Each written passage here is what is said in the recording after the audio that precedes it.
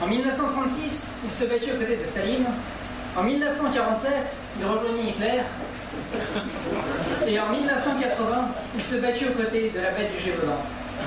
Et pire encore, en 2012, il vota Hollande. Mais en ce 14 août 2014, une lettre résonna dans sa tête, tel l'éclat d'une balle 76 mm d'un Magnum calibre 12. Félicitations! Vous venez de gagner 1 million d'euros!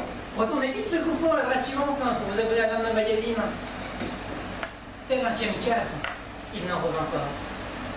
Lui, à qui il n'avait jamais rien arrivé de positif dans sa vie, excepté un test du VIH, il est devenu millionnaire. Une aventure allait alors commencer pour se rendre à destination et recevoir son prix. Mais voilà, il n'avait plus de voiture. Il devait en effet la récupérer au garage où il l'avait laissé il y a 3 ans pour changer l'ampoule avant gauche de sa voiture. Il devait aussi récupérer son permis de conduire.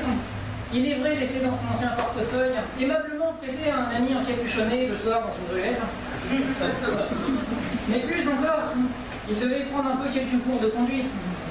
Il est vrai que la dernière fois où il a touché un volant remonté à 5 ans, soit le jour de son examen, où il avait rempli lui-même sa feuille, favorablement, s'entend bien, pour aider son pauvre examinateur quelque peu blessé à la tête suite à un malencontreux carambolage dont Hubert a le secret. La première étape sembla sceller son aventure étant donné que quand il arriva chez le garagiste, il lui présenta une facture alignant un tel nombre de zéros qu'il voulait taper la table du poing de rage.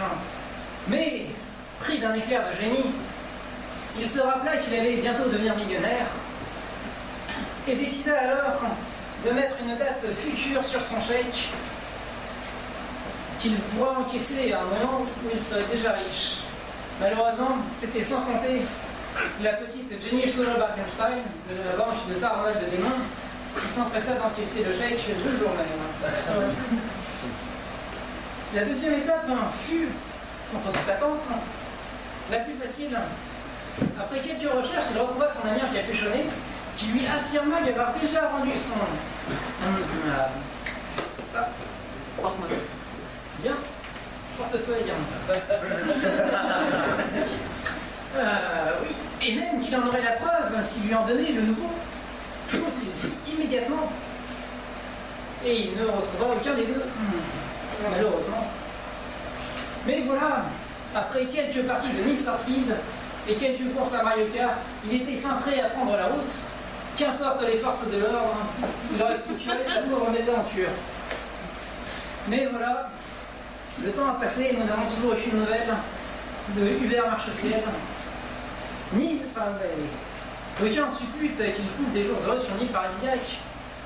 Mais nous restons aussi sans nouvelles de l'agence censée lui remettre le prix. Les forces de l'ordre sont eux aussi à sa recherche, étant donné que l'un de leurs officiers a lui aussi fait fortune grâce à eux. Comme quoi, de grands esprits se rencontrent.